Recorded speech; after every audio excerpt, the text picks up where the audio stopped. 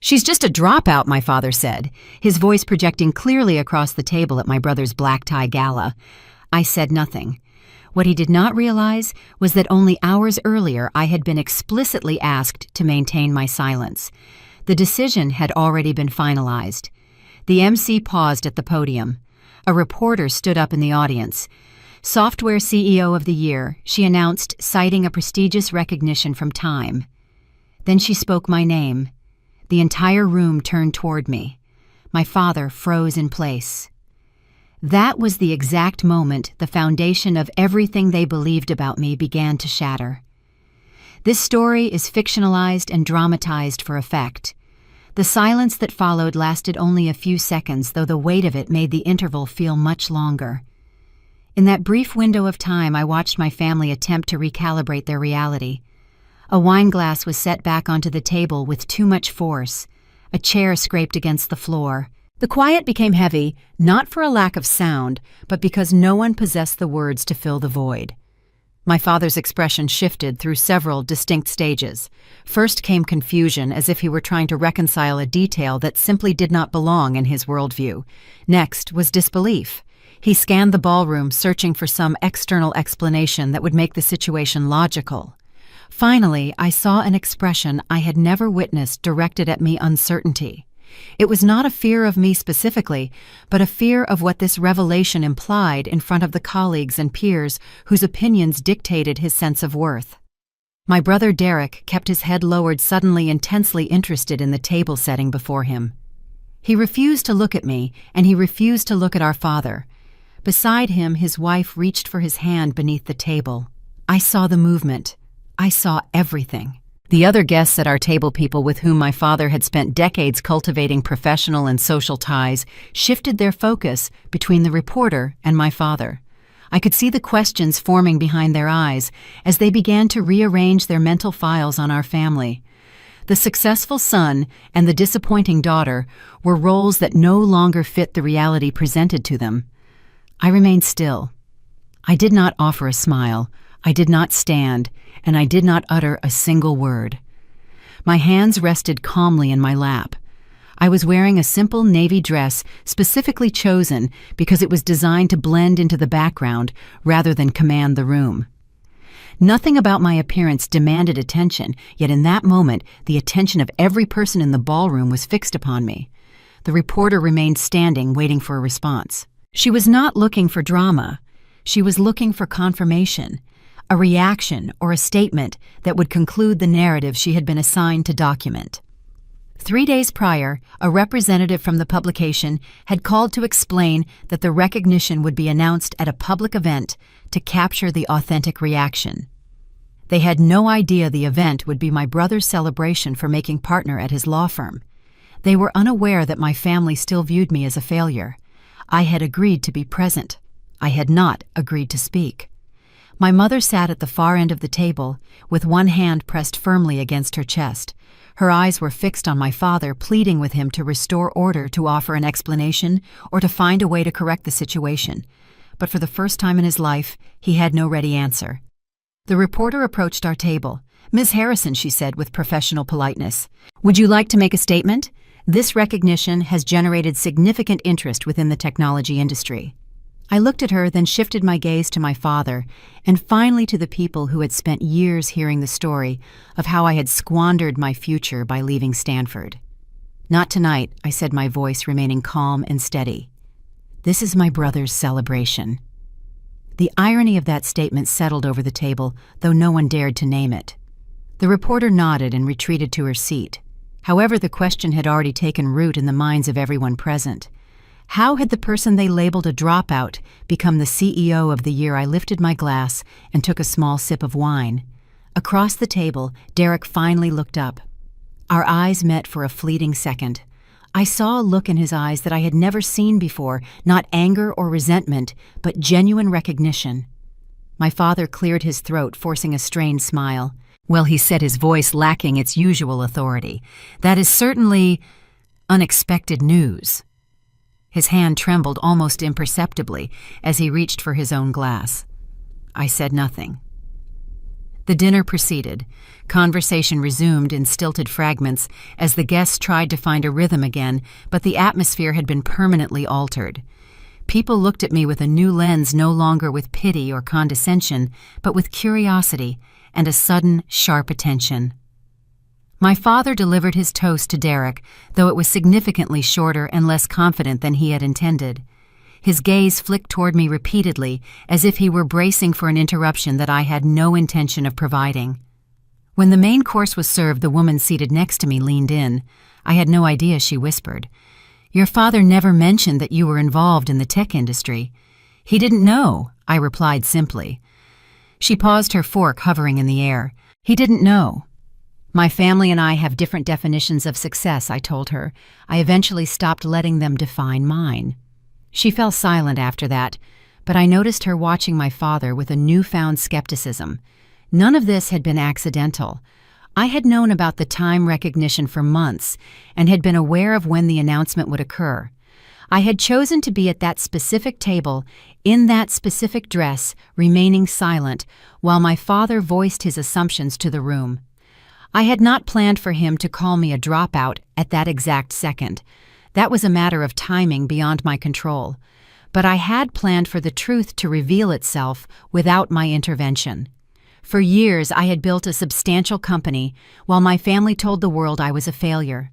I had allowed them to believe the lie because attempting to correct them would have only given them another opportunity to control my narrative. As the gala drew to a close, I realized that the shift was not necessarily within my family, but in the social architecture surrounding them. The story they told about me no longer belonged exclusively to them. I did not require an apology or their understanding. I only required them to lose their status as the final authority on my life. From across the ballroom, the reporter caught my eye and gave a small nod of acknowledgement. I knew that tomorrow there would be articles and public conversations, questions my father would find himself unable to answer. I did not stay silent because of a lack of strength. I stayed silent because I had learned a fundamental truth. When people believe you have failed for a long enough time, they stop watching you. In that unobserved space, you are free to build something they never imagined possible. By the time they realize their mistake, the foundation is already too solid to break. People frequently assume that silence is synonymous with having nothing to say. They observe someone who chooses not to fight back and interpret it as a sign of weakness, surrender, or defeat. What they fail to grasp is that sometimes silence is the most effective weapon against those who have already made up their minds about who you are. I did not always choose silence. There was a period of my life when I felt the need to explain everything, to defend every choice, and to argue my case at every family gathering as if I were a defendant whose life depended on the verdict. The reality was that my words never mattered. The jury had reached its decision long before I spoke. The last time I made a genuine effort to make them understand was during Thanksgiving 4 years prior to the gala.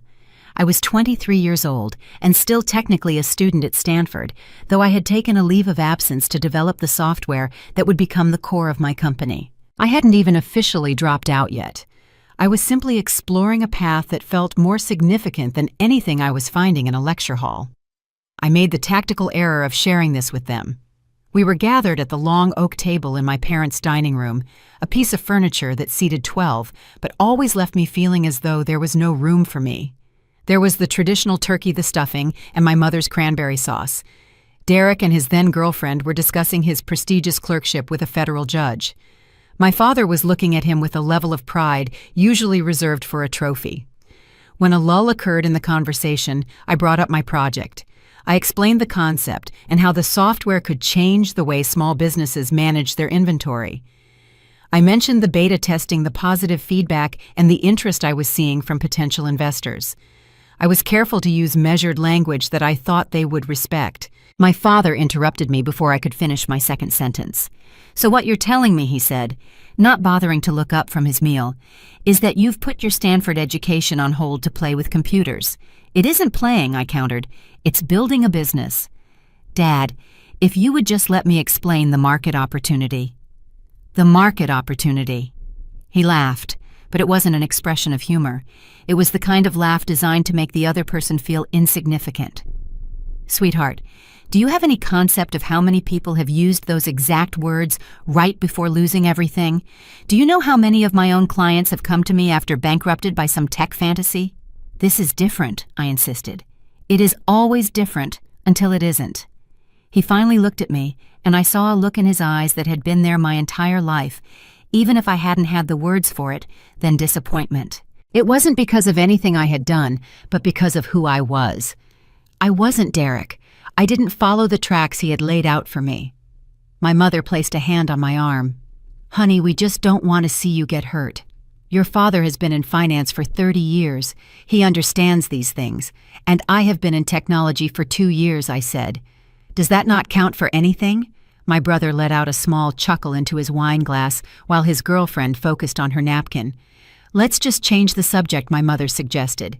This is supposed to be a nice dinner. After we finished eating, my father pulled me into his study.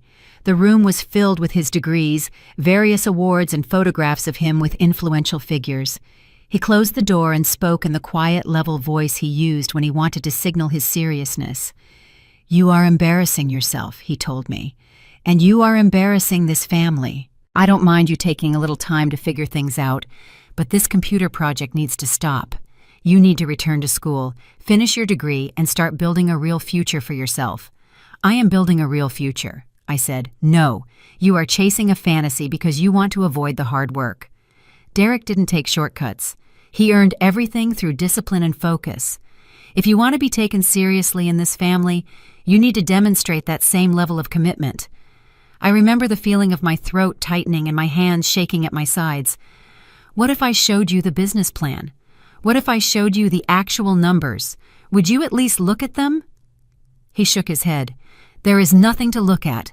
These ventures always fail. And when yours does, you will have wasted years that you can never get back. He paused, and then he said the words that fundamentally changed my perspective. I'm telling you this because I love you. But honestly, I'm not certain you have what it takes for something like this. Some people are born to lead, and others are meant to find their place supporting them. There is no shame in that. I didn't sleep that night. I lay in my childhood bedroom staring at the ceiling and replaying his words. Not certain you have what it takes. Find your place, supporting others. The following morning, I left before the rest of the family woke up. I drove back to my apartment in Palo Alto and applied myself to my work with a level of intensity I didn't know I possessed. But something had shifted permanently. I stopped providing updates to my parents. I stopped mentioning my progress. When they called to ask how I was doing, I gave vague, non-committal answers. Fine, busy, same as always. When I officially withdrew from Stanford 3 months later, I waited 6 weeks to tell them. When they finally found out through a family friend in the registrar's office, I let them vent. I let them threaten, and I let them call me selfish, stupid, and a waste of potential. Then I stopped engaging with them entirely. I had learned something vital in that study. I realized that people who have already decided you are a disappointment are not seeking information. They are seeking confirmation. Every time you attempt to prove them wrong, you simply provide them with more material to misinterpret. My explanations were viewed as defensiveness. My optimism was labeled as delusion. My successes were dismissed as luck, and my setbacks were cited as proof of my failure. It didn't matter what the reality was. They had a story about who I was, and they were going to make the facts fit that story regardless of the truth. So I stopped giving them anything to work with. I stopped attending family gatherings.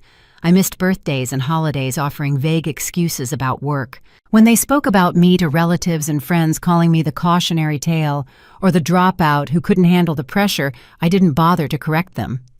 I let the narrative stand. The thing about people who think they know everything about you is that they eventually stop paying attention. They stop checking in. They assume that because they have labeled you a failure, that is all you will ever be. And while they are occupied telling everyone how right they were about you, you are free. Free to build, free to grow, and free to become someone they never imagined. Every email I didn't send, every phone call I didn't make, and every argument I chose to walk away from were not acts of weakness. They were strategic decisions. I was conserving my energy for the things that actually mattered. I was allowing them to believe their own story so completely that when the truth finally arrived, they would be completely unprepared. The first version of my software launched 2 years after Thanksgiving. It turned a small profit in the first quarter. The second version tripled that amount. By the time the third version was released, investors were calling me. I had employees in office and something tangible, and my family had no idea. They were too busy telling people I was struggling and using me as an example of what happens when one ignores the safe path. They were too busy being right about me to notice that they were completely, devastatingly wrong. I let them believe I failed because the alternative was too exhausting. I had tried to be seen and heard, and all it had resulted in was a smaller box to fit into. More importantly, I let them believe it because I had learned a lesson my father never intended to teach me. When you stop asking for permission, you no longer need their approval.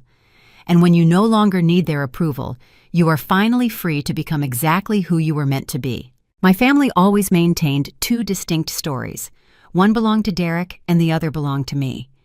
Derek's story was told with a sense of immense pride.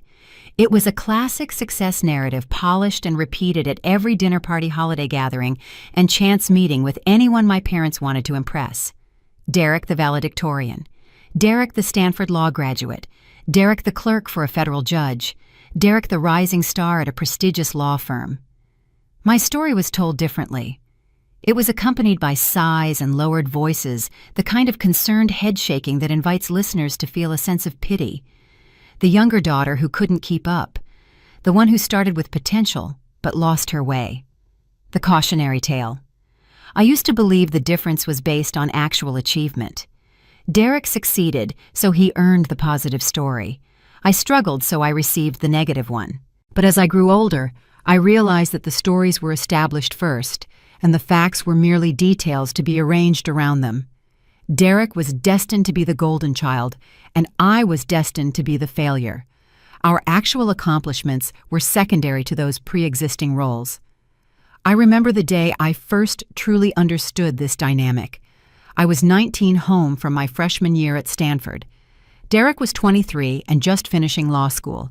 We were both in the living room when our father returned from work, and we both had news to share. I had been selected for a highly competitive undergraduate research fellowship. Only 8 students were chosen from hundreds of applicants, and it included funding and mentorship from a professor I greatly admired. I was genuinely excited. It felt like a validation that I was on the right path. Derek had just failed the bar exam on his first attempt. The way both pieces of news were handled was telling. When Derek told our parents about the bar exam, my mother immediately embraced him. My father nodded gravely and said, "These things happen. The bar is designed to be difficult. It shows they have high standards. You'll crush it next time." They then took him out to a high-end steakhouse for dinner to help him feel better. When I mentioned my fellowship, my father didn't even look up from his newspaper. "That's nice, honey. What's the stipend?" When I told him the amount, he shrugged. "Well, at least it will cover your books." Then he went back to reading. That was the extent of the response. No dinner, no celebration, and no acknowledgement that I had achieved something difficult. Just a dismissive comment about the money, and a return to whatever was more important than me. I tried to bring it up again later, asking my mother if she wanted to see the letter. She simply patted my hand and said, "That's wonderful, dear. We're just very worried about your brother right now." You understand. I understood perfectly. Derek's failure was treated as a temporary setback that required support and compassion. My success was treated as an interruption. This double standard was a constant presence so consistent that it became invisible to everyone except me.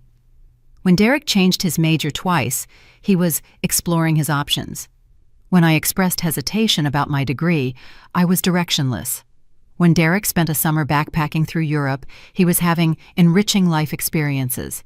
When I spent a summer learning to code instead of taking a corporate internship, I was wasting time. The most painful instance of this occurred during my junior year when I won an award for a computer science project.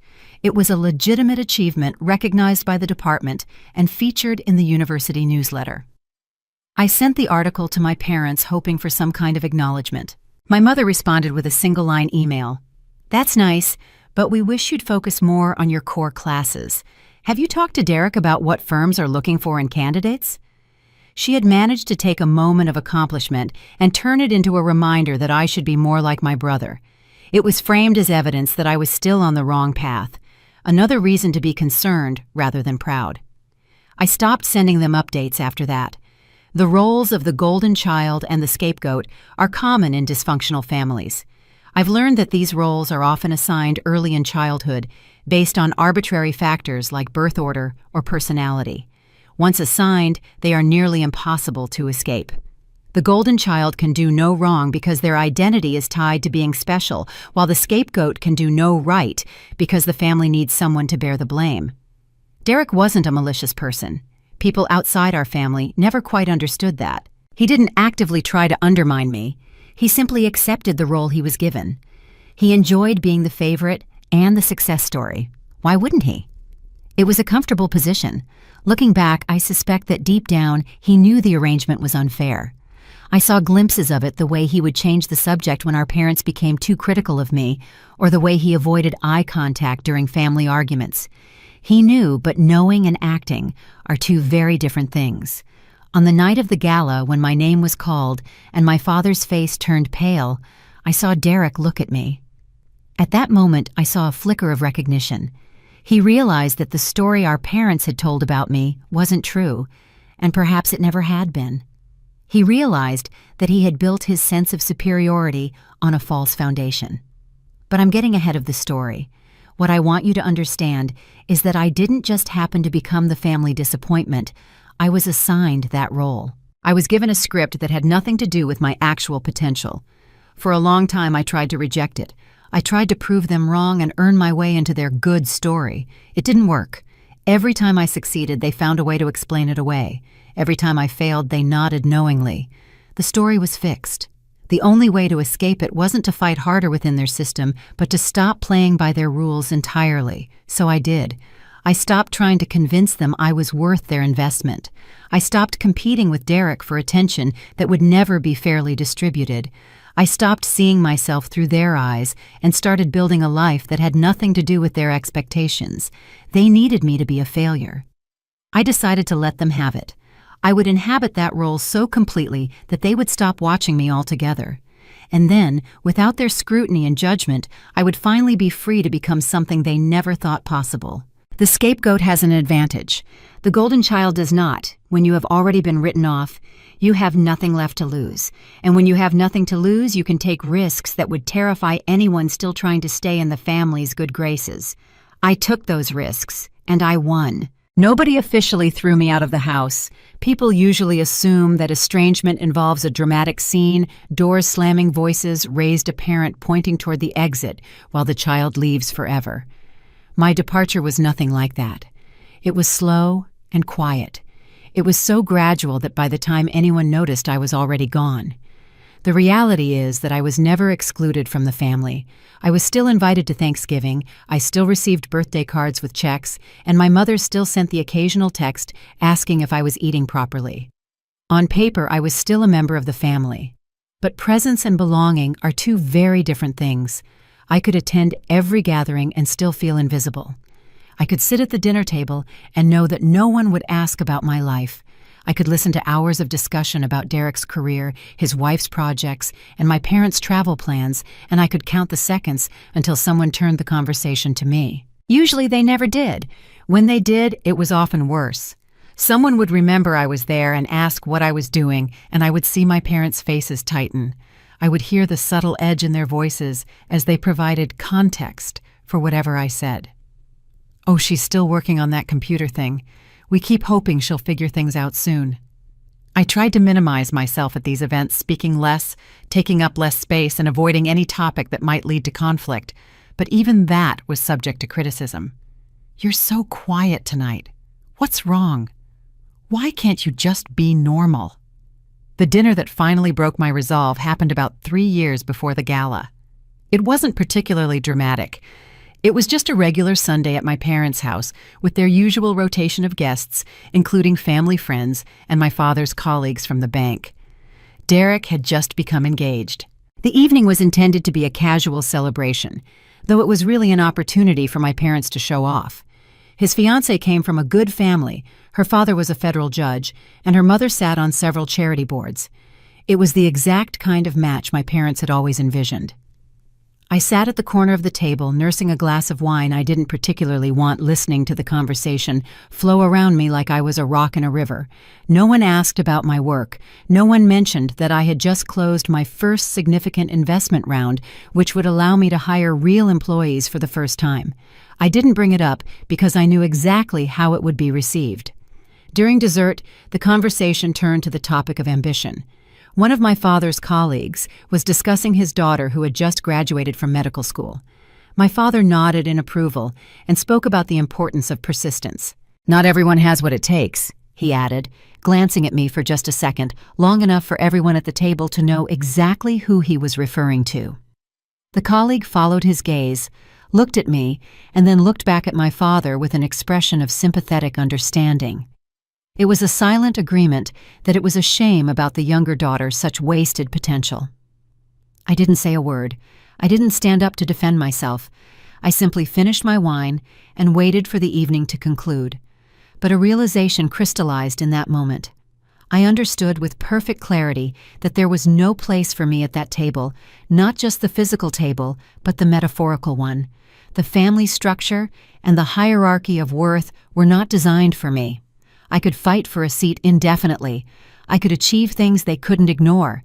I could become so successful that they would have no choice but to acknowledge me. But I would still be fighting, still trying to prove something, and still asking for permission to exist in a space that had been designed to exclude me. Or I could leave. Not with drama or confrontation, but quietly the way I did everything in that house. I could stop showing up. I could stop participating. I could stop allowing them to use me as the backdrop against which their golden child could shine. The following morning, I began the process of extraction. It wasn't immediate or complete.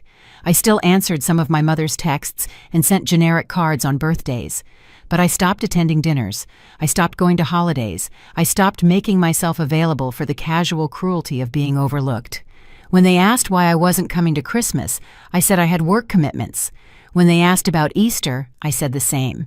Eventually, they stopped asking with any real expectation of a different answer. I became the daughter who was always busy, always unavailable, and always missing the family events where I would have been invisible anyway.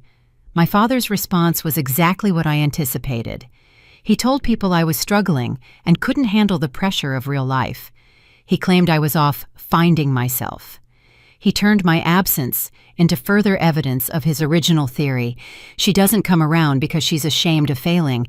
We tried to help her, but you can only do so much. The story they told grew worse the longer I stayed away. I heard fragments of it through relatives who still spoke to me occasionally, how I'd had a breakdown or how I was in some unspecified trouble. My parents were portrayed as noble martyrs suffering in silence because their wayward daughter had gone astray. They never once considered that I left because of them. They didn't realize that my absence was a direct response to their treatment, or that I was healthier and more productive without their constant judgment pressing down on me. I remember the day I changed my phone settings so their calls would go straight to voicemail. I remember the day I stopped responding to my mother's texts with anything more than a thumbs-up emoji. Most importantly, I remember the day I realized I had gone 3 full months without once thinking about what my father would say about my choices. That was true freedom. That was the moment I understood I had succeeded in walking away from a family that had never made room for me without waiting for them to throw me out first. They believed I was the one who lost. They thought I was off somewhere nursing my wounds. They had no idea I was building something, or that while they were pitying me, I was getting stronger. Every story they told about my failure was simply buying me more time and freedom to work without their interference. I didn't walk away in anger. I walked away in recognition. I recognized that I had been trying to earn love from people who had decided long ago that I didn't deserve it. I recognized that their approval was never coming. And I recognized that the only way to win was to stop playing their game entirely. So I did. The thing about disappearing is that it leaves a vacuum, and other people's words inevitably rush in to fill the space you once occupied. In my absence, my family became self-appointed experts on my life. They knew exactly what I was doing, how I was feeling, and precisely what had gone wrong. The fact that they hadn't spoken to me in months didn't slow them down. If anything, my silence made it easier. Without my voice to contradict them, they could say whatever they wished. I first realized the depth of this fiction about a year after I stopped attending family gatherings. A former college friend, someone I hadn't spoken to since my Stanford days, reached out to me on social media. She had run into my mother at a charity gala and felt compelled to check in. "I'm so sorry to hear about everything you're going through," she wrote. "Your mom mentioned you've been having a really hard time finding your footing. Let me know if you ever need a place to crash or just someone to talk to." I stared at the message, the blue light of my phone glowing in the dark of my office. What had my mother said? I asked, as casually as I could. "Oh, things are actually going quite well." What did she mention? The response described a person I barely recognized. Apparently, I was struggling financially, living in a cramped studio, and had isolated myself because of shame. And my parents, in their version of the story, had supposedly tried so hard to help, but I was too proud to accept their support. It was a masterpiece of maternal concern, a narrative designed to make my parents look like saints, and me like a tragic, wayward daughter. The worst part wasn't the lies themselves, but how effectively they were told. My mother had perfected the persona of the concerned, worried parent. She wasn't criticizing me, she was simply scared for me. She wasn't gossiping, she was sharing her pain. The packaging was flawless. No one would ever suspect they were hearing a carefully constructed narrative designed to validate their parenting while casting me as a cautionary tale. Around the same time, I noticed my parents were taking credit for things. Not my accomplishments directly, but Derek's achievements. And in a strange way, some of those achievements had my fingerprints on them. Before I disappeared, I had helped Derek with several critical projects. When he was studying for the bar exam the second time, I had created a digital study system for him, organizing thousands of pages of law into a flashcard algorithm that targeted his weakest areas. When he was a new associate, I had spent my weekends helping him research precedents using database scraping tools I'd developed for my own startup. I never asked for credit then. He was my brother, and I was simply helping him. But now at the dinner parties and gatherings, I no longer attended. These achievements were discussed as if I had never existed. They spoke of Derek's incredible work ethic and the innovative systems he had developed.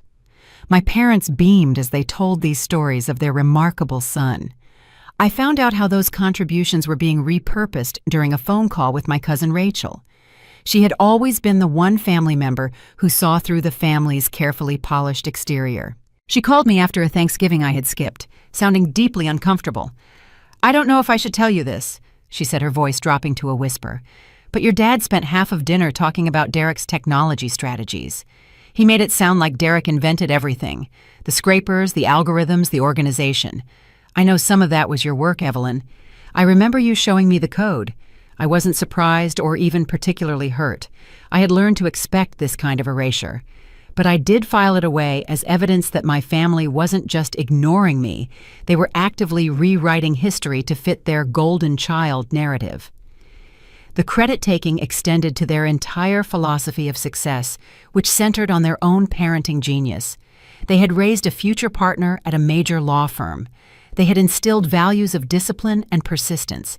They had created an environment where excellence could flourish. They ignored the fact that they had created that environment for only one child, while using the other as a counterexample.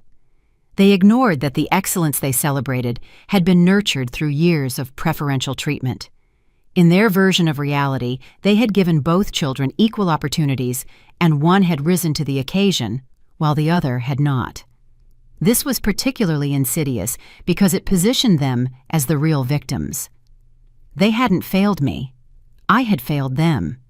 They hadn't driven me away. I had left because I couldn't handle their high standards.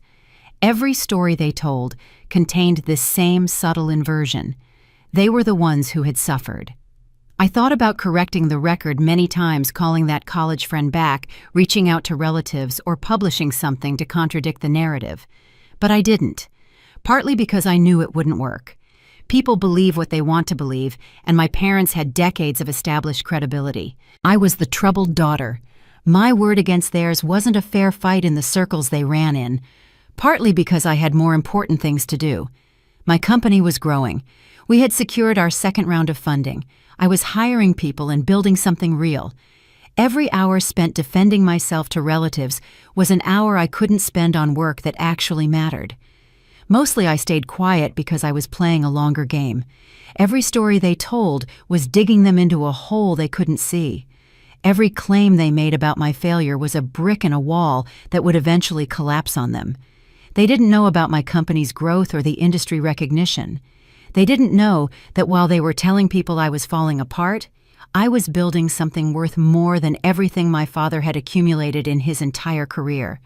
The longer they didn't know, the more spectacular the eventual reveal would be. I wasn't gathering ammunition for a confrontation or planning some dramatic revenge. I was simply letting the truth develop on its own timeline. My family never understood that I didn't need credit or recognition from them for my success to be real. The company, the employees, and the revenue were all real. Their opinion had literally no bearing on the strength of my balance sheet. But their words and their confident proclamations about my failure would matter someday. They would matter when the truth finally emerged, and everyone they had told would remember exactly what they had said. I could wait. The text message came from my mother. I hadn't heard from her in nearly 4 months. "Hi, honey. Hope you're doing well. Your father and I were thinking about you. I would love to catch up sometime if you're not too busy." I read it 3 times looking for the catch. In all the years since I'd withdrawn from the family, I had never received a message this neutral. There was always an edge, a guilt trip, or a reminder of what I was missing. This one was almost friendly, which meant they wanted something. I waited a full day before responding with a brief acknowledgement. "Things are fine here. Pretty busy with work, but managing. I didn't ask what they wanted. If there was an angle, they would reveal it themselves." 3 days later, my father called. He never called. Hearing his voice felt like a glitch in the matrix. "Your mother said she texted you," he began. His tone was careful and controlled the voice he used with clients when he needed something. I was hoping we could talk about what Derek is working on a project with one of his firm's tech clients. They're having issues with software implementation, and he's in over his head. A pause. "Your mother thought maybe you could offer some guidance." There it was. The request. It wasn't framed in family sentiment. It was a straightforward request for help. I let the silence stretch, letting him feel the weight of what he was asking. "What kind of issues?" I finally asked. He described the problem in the vague terms of someone who didn't understand it. The client had invested in a system that wasn't working. There were compatibility problems and deadline pressure. Derek had been brought in to manage the legal side, but the technical questions were beyond him. "Your mother thought since you're still working with computers, you might be able to point him in the right direction." Still working with computers, like it was a hobby, like I was tinkering in a garage instead of running a company with 40 employees. "I'm pretty busy," I said. "What's the timeline? They need answers fast. The client is threatening to sue." Another pause. "I know we haven't always seen eye to eye, but this is important. For Derek, not for me or for our relationship. Even now it was about him." "I'll think about it," I said, and ended the call. Over the following week, I received more texts from my mother and voicemails from my father. Each was more urgent than the last, and each carefully avoided any acknowledgement of how they had treated me or any apology for years of dismissal. I didn't respond immediately. I let them wait. What they didn't know was that I had been watching Derek's firm for months. The project they were worried about involved software my company had actually considered acquiring before deciding it wasn't worth the investment. I knew exactly what was wrong with it. I also knew that fixing it would require resources Derek's firm didn't have. I could help them. I could solve the entire problem with a few phone calls. The question was why I would want to. It wasn't for gratitude. They wouldn't be grateful. They would frame it as me finally doing something useful. They would take credit for raising a daughter who helped her brother, and they would forget as soon as the crisis passed. It wasn't for reconciliation. They hadn't changed. They still saw me the same way. The fact that they were asking for help didn't mean they respected me, it meant they were desperate. But there was one reason that mattered. I called my father back 8 days after his first message. "I've looked into the situation," I said. "I can probably help, but I need to understand the full scope before I commit." The relief in his voice was palpable. "Of course. Whatever you need. Derek can send you the documents. I'll need to talk to Derek directly. And I'll need him to understand that I'm doing this on my terms. That's fine. Whatever works for you, whatever works for you."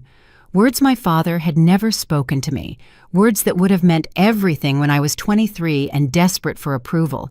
Now they just meant he was scared enough to set aside his ego.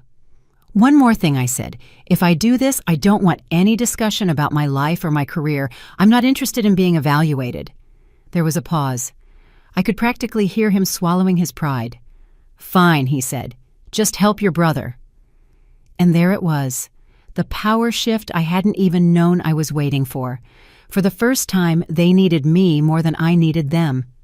I could set the terms of our interaction. I did help.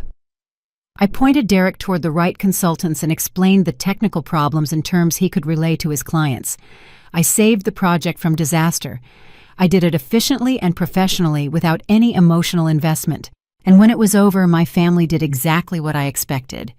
They thanked me once, and then resumed treating me as they always had, like a useful tool that had been located in the back of a drawer. Convenient when needed, but easy to forget otherwise. But something had changed. They had asked for my help and accepted my conditions. They had needed me, and now they knew it. The gala was still 2 years away. There was more building to do and more silence to maintain. But this small shift in the balance of power was the first crack in their narrative.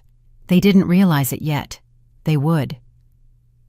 The first time I knew for certain that I had moved beyond my family's reach, I was alone in my office at 2 a.m. The building was silent except for the low hum of the servers and the occasional car passing on the street below. I had just received digital confirmation of our acquisition of a smaller competitor. It was a significant deal, the kind that would have made headlines in any major trade publication if we had sought them. But we didn't. We were building something larger, and at that stage, public attention was a distraction we couldn't afford. I sat there looking at the glowing screen and felt a deep, quiet satisfaction. It was a physical sensation, like finally exhaling after holding my breath for years. For a brief second, the old habit flared up, the urge to call my mother to hear her voice, to offer her this undeniable proof. I wanted to see her face when she realized her daughter wasn't just playing with computers. Then I reached out and closed my laptop. The room went dark. I didn't call anyone. I realized the urge to share wasn't about the achievement itself. It was about the old, desperate need for validation. And I didn't need it anymore. The acquisition was finalized. The company was thriving. My success was a fact of reality completely independent of whether my family acknowledged it or even knew it existed. This became my new operating principle, win without announcing. I began to move through the world with a deliberate, quiet confidence. While my father was busy advising clients at the bank, and my brother was climbing the traditional ladder at his firm, I was expanding into new markets and hiring specialists who solved problems my family didn't even know existed. The information gap grew wider with every passing month. I stopped monitoring what they said about me through relatives. I existed in a parallel universe where their opinions simply did not translate. I watched from a distance as they constructed an image of me that was years out of date, based on the assumption that I was still the confused kid who couldn't find her path. I had a meeting once with a senior partner at my father's bank, not my father himself, but a man who moved in his inner circle. I watched his face the moment he realized who I was. I saw the gears turning as he tried to reconcile the CEO across the table from him with the troubled daughter stories he had likely heard over dinner. We talked business, closed a deal, and parted ways professionally. I never mentioned my family, and neither did he. But I knew that he would return to his office and wonder. I knew that the next time my father spoke about his struggling child, this man would have a very different picture in his mind. That quiet ripple in their narrative was more satisfying than any argument I could have won.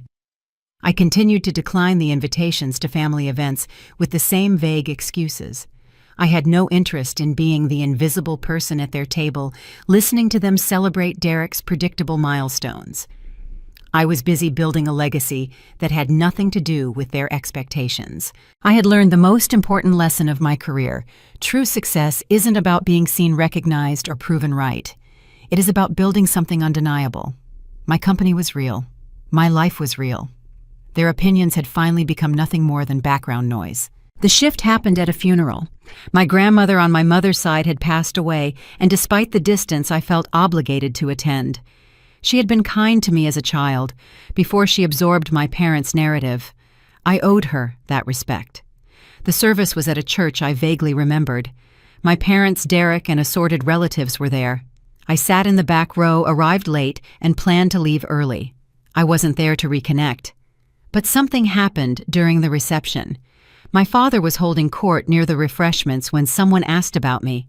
"Where's your younger daughter? I haven't seen her in years." I was standing close enough to hear. I watched his face as he formulated his response, the practiced concern and the sympathetic headshake. "She's been going through some things," he said. "You know how it is with that generation. They want instant success without the work. We've tried to help, but she insists on learning the hard way." The relative nodded, accepting this. But then a woman I didn't recognize leaned in. "Actually, I've heard of her company. My husband's firm considered working with them. Quite an impressive operation." The silence that followed was brief, but devastating. My father's expression flickered with confusion and denial. He recovered quickly, of course. "Well, I don't know anything about that.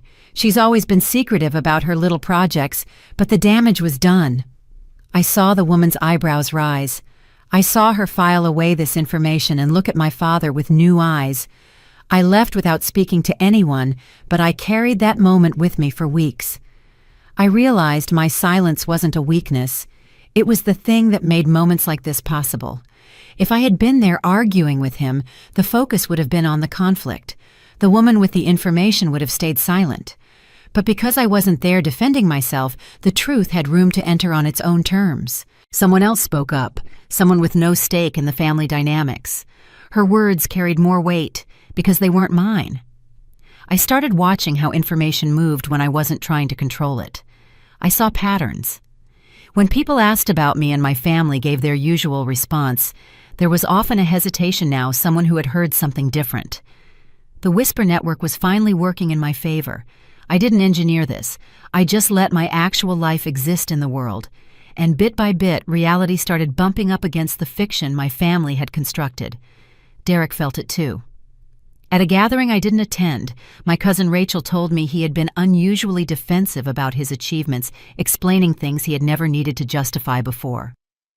"It was weird," Rachel said, like he was trying to convince people of something. I understood. The family narrative required my failure as a contrast to his success. As long as people believed I was struggling, his achievements shone brighter. But now there were cracks in that story, and he could feel the ground shifting. My parents responded by doubling down, telling more stories about my problems.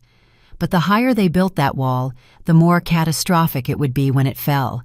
I could have torn it down any time. I had the evidence. I could have made a dramatic reveal and proven them wrong. But that would have been their game, and I had stopped playing years ago. Instead, I let the silence do its work.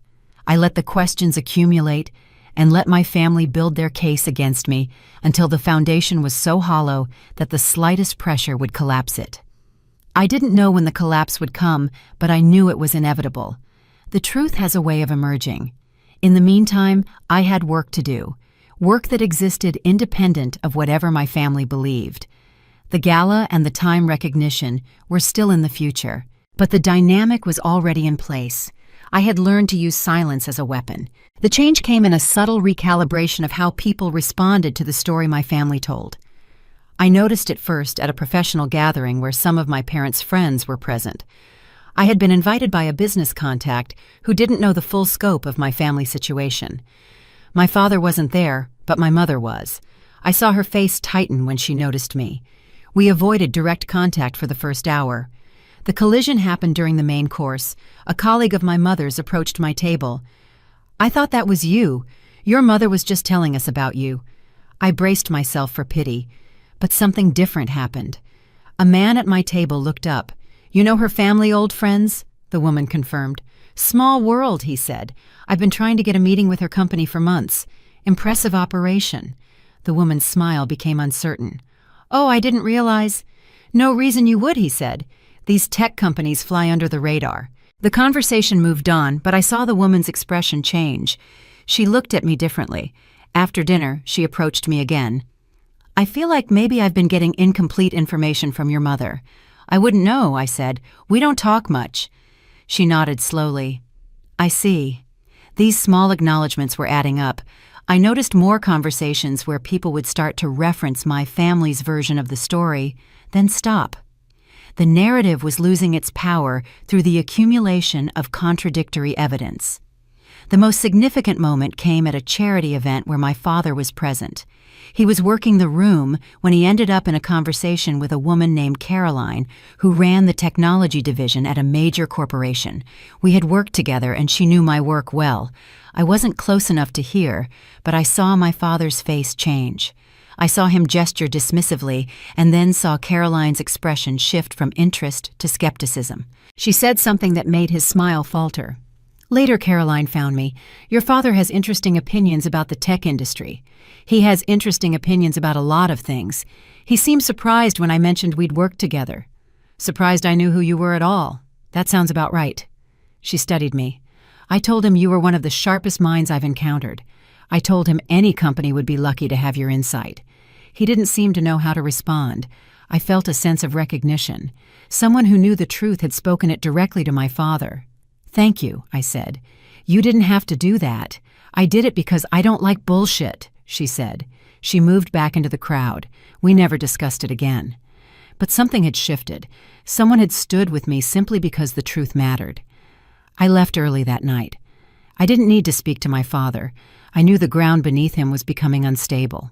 The story he had told for so long was meeting resistance, and the gala was less than a year away.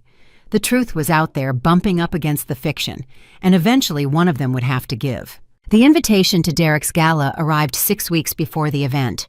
My mother texted to confirm I received it. She seemed almost anxious that I would attend. I understood why. Word had been spreading about my company's growth. My parents had been hearing questions from friends and puzzled looks when they repeated their usual story. They wanted me there to figure out how to integrate this new information. I almost didn't go. I had nothing to prove to them. But then I received a call from Time. They were finalizing the feature and wanted to capture the moment. When I told them about the gala and my family's belief in my failure, the journalists' interest spiked. This was a compelling story. I agreed to let them send someone not to make a scene, but to document the moment when reality caught up with fiction. The night of the gala, I dressed carefully in the navy dress and my grandmother's pearls. I wanted to look like a woman who didn't need validation. The ballroom was everything my parents aspired to. I arrived after the cocktail hour had begun and felt eyes on me as I entered. People were trying to reconcile the stories they'd heard with the person in front of them. I found a quiet corner. My parents were across the room. My mother saw me and her face tightened. She whispered to my father. He looked up, his expression flickering through several emotions before he resumed his conversation. But the energy in the room had shifted. I was a presence that required acknowledgement. The dinner was even more revealing. People at my table asked questions about my work and made references to articles they had read. I answered vaguely, but I noticed my parents watching. I saw my father's jaw tighten when a colleague laughed at something I said. The story was unraveling through the contradiction between who I was and who they had said I was. My father tried to reassert control with his toast to Derek. He spoke about the journey from law school to partnership. But there were gaps in the applause this time, moments of hesitation where people glanced at me. When he mentioned the values we instilled in our children, several faces turned toward me. He was including me in his success narrative for the first time, and it was hollow. The toast ended and people clapped, but the room felt different. Less celebration, more waiting. They were right. The moment came during dessert. The reporter from Time had been observing all evening, waiting for the announcement. When the MC approached the microphone, I felt my pulse quicken. But before the announcement, my father decided to add one more toast. He stood with his glass raised. "I want to thank everyone for being here. Derek represents everything we hoped our children would become. Disciplined, focused. He paused and looked at my table. Some people take the easy path. They think they can skip the fundamentals. Our family has always believed in earning success through hard work. He meant me. Everyone who knew the story understood he meant the dropout. Derek earned everything he has, my father continued. He didn't chase fantasies. He stayed focused. The applause was muted. Someone at a nearby table said loud enough to be heard, "Isn't that the CEO of Meridian?" The murmuring began. My father heard it and looked confused. The MC stepped forward. "We have a special announcement. Time magazine is honoring outstanding achievement in software development." I watched my father's face. He didn't understand why this was relevant. The award for Software CEO of the Year goes to someone who has quietly built one of the most innovative companies in the industry, Ms. Evelyn Harrison.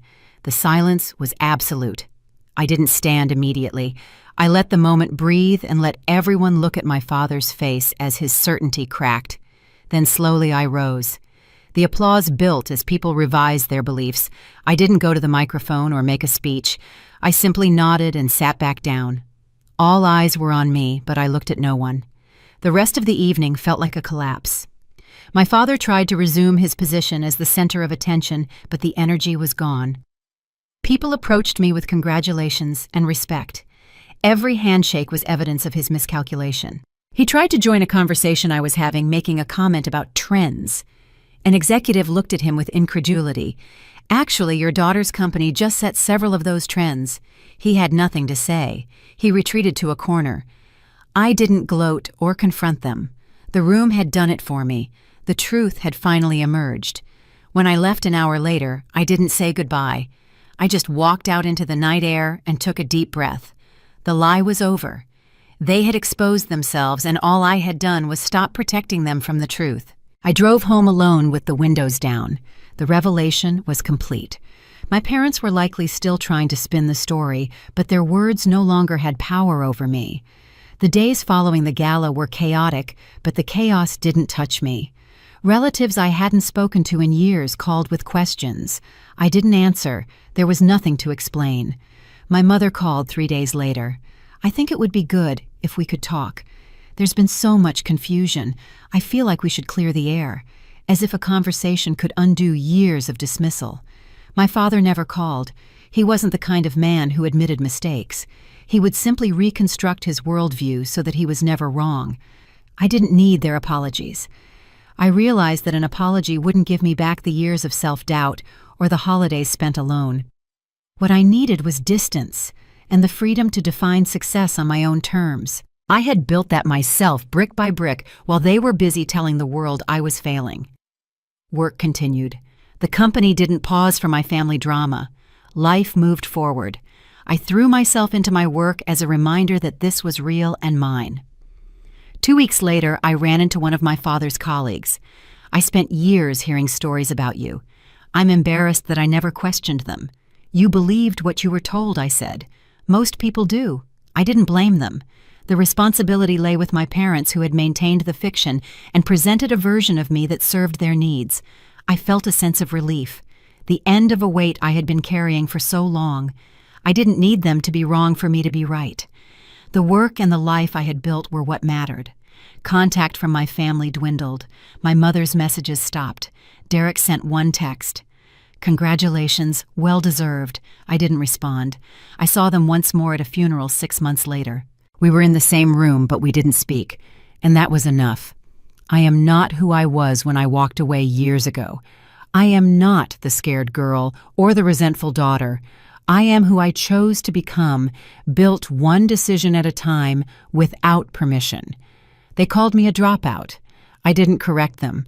I just built a life where their voices couldn't reach me. And in the end, that was the only revenge I ever needed.